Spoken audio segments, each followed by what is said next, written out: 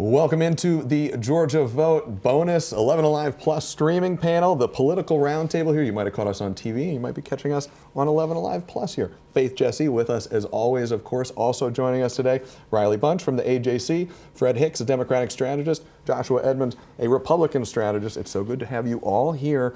We have a couple elections coming up, guys, very soon on Tuesday. Riley, let's start with you. You cover municipal races all across Metro Atlanta.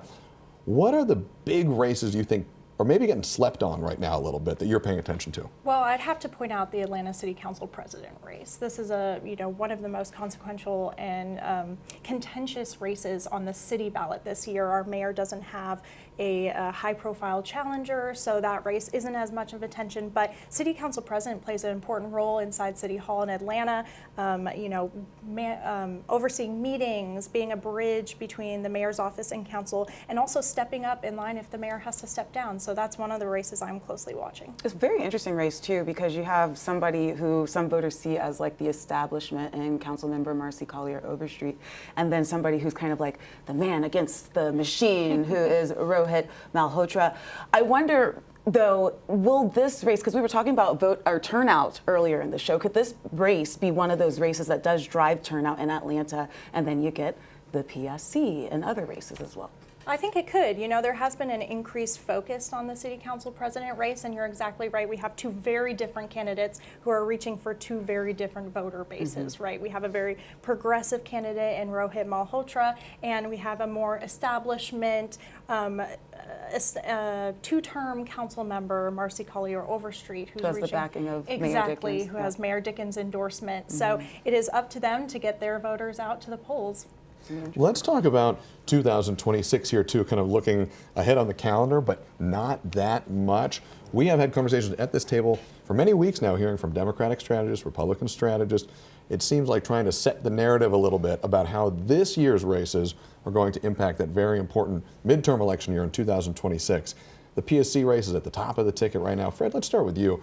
How much predictive power will the results of this PSC election, no matter how it breaks, have on really anticipating what happens in 2026? Well, I think it'll give us a good sense of excitement from each party. And so that even if Democrats win, but we have lower than expected turnout, say like in the city of Atlanta, a Democratic stronghold, then that's a really bad sign. We saw that in 2023, where about 15,000 super voters in the city of Atlanta skipped the election. And so I think that pretended would happen in 24, and that could be the same thing here. On the other side, if we see an uptick, then that could be really good for Democrats in 2026. Joshua, is this why the parties in Georgia, the Democratic Party, the Republican Party, seem to be paying so much attention to a race? And this is not a knock on the work of the Public Service Commission, but probably is not a regulatory body that everyday Georgians are thinking about all the time. Now we're seeing TV commercials about it. Right. I mean, it's such a weird scenario. And this whole election is just one big question mark as to what's going to happen. You've got very clear dichotomy between the candidates in both parties in this race. You've got what I feel is very good leadership from the PSC. Joe Biden drove inflation through the roof, costs went up, and yet Georgia rates remain below the national average. Incredible leadership from the Republicans in the PSC. But you've got primarily Democrat-led municipals on the ballot.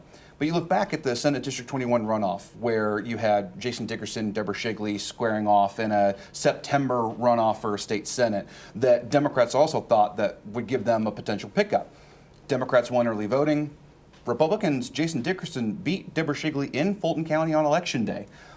There's this big question mark. What's going to happen on Election Day? Do rural voters turn out in higher numbers because they are not in a position to vote early on Election Day? Big question mark. I don't know. We'll see. Fred, do you want to respond? So let's be clear about why we're here. Republicans said no. They said no to people voting on the PSC in past years, and that's why progressive groups had to file suit to get to this point. Republicans are saying no to children eating. Republicans are saying no to extending health care and making it affordable for people. And so I think this election on Tuesday is a harbinger, or will let us know if people accept Republicans' refusal to give people the basics that they need in life, decent rates of pay, health care, food, and things like that, or if they're okay with just continuing to sign off on these types of actions and behaviors. The reality is that the Public Service Commission has continued to increase rates. And this is what I call a pocketbook race. Right? The PSC to me is pocketbook. And so this will help us know if Georgians have tuned into everyday things or if partisanship is more important to them. That's Fred, let's talk about partisanship here, because you very quickly and very eloquently conflated some very national issues. You're talking about some driving issues in the government shutdown right now, and the PSC race, which is, again, I just want to underscore, for seats on a utility regulation body. Something not necessarily all that partisan if you just think of it conceptually. But I mean, I'd argue that the candidates that are running for this race, they've certainly taken the party lines there. And then you also have to think about the voter who is looking from the outside in. What are they seeing every day? They're seeing what's happening nationally. So naturally, that is going to boil down to the local And they're coming races. together here because this is all about not even quality of life, but this is about cost of living.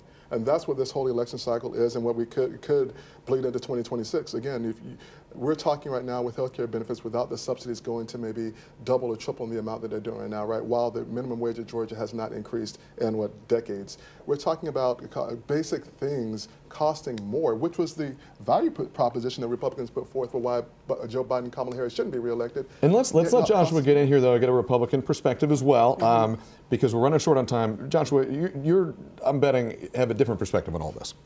I just agree 100% with. No, I don't. I mean, First on the Georgia vote.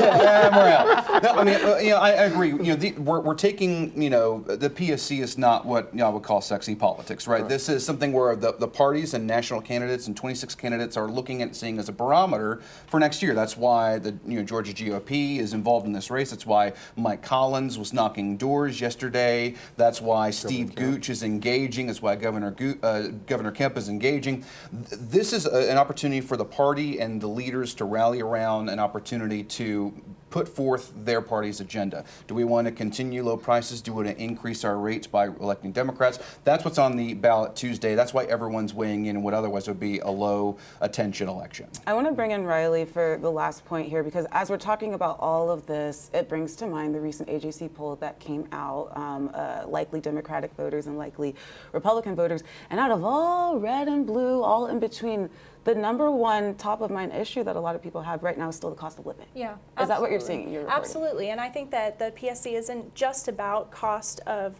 rates, but also cost of infrastructure that it takes to, data centers is a huge issue, and these are things that people are seeing on the ground. I'll point to projects in Howell Mill Station, Georgia Power projects that people were adamantly against. So it's not just the utility rates, it's also how are these big data demands impacting my neighborhood.